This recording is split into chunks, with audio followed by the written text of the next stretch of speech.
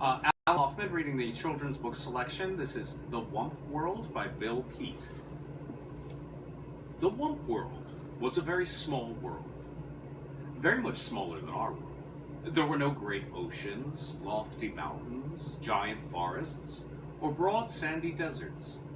The Wump World was mostly grassy meadows and clumps of leafy green trees with a few winding rivers and lakes. But it was perfect for the Wumps, who were the only living creatures there. The Wumps were simple grass eaters and spent most of their time grazing on the tall, tender grass that grew in the meadows.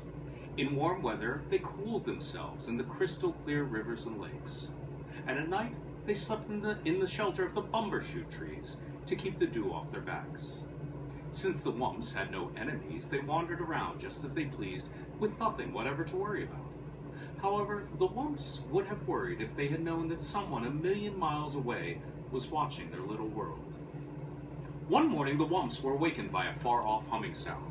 It seemed to be coming from somewhere above as the humming grew into a heavy roar, and the sleepy-eyed Wumps crept through the trees for a peek at the sky. Zooming straight for the earth came a great flock of pot-bellied monsters with tails and fins, spitting fire and shooting out streaks of black smoke. As the monsters swooped down to land, huge legs sprang from their bulging sides, and like gaping mouths, doors flew open, and then ramps shot to the ground, and down the ramps came a horde of tiny creatures swarming out onto the meadow. These were the Pollutions from the planet Pollutus.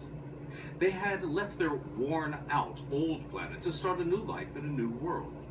After such a long journey, the Pollutions were overjoyed to find themselves on solid ground once more.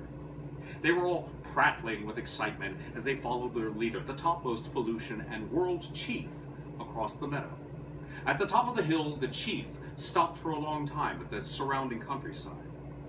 Finally he said, "Looks good. We'll take it. Plant the flag, Sergeant, and let's get going." One shrill trumpet blast brought the giant machines thundering out of the yawning spaceships, rolling down runways and out onto the meadow. The timid Wumps had been watching warily from the shelter of the trees, and at the sight of the giant machines, they were horrified. "Wump, wump!" they cried, and in a wild-eyed panic, they went humpity-clumping off through the trees to go diving headlong into the nearest cave. Thank you.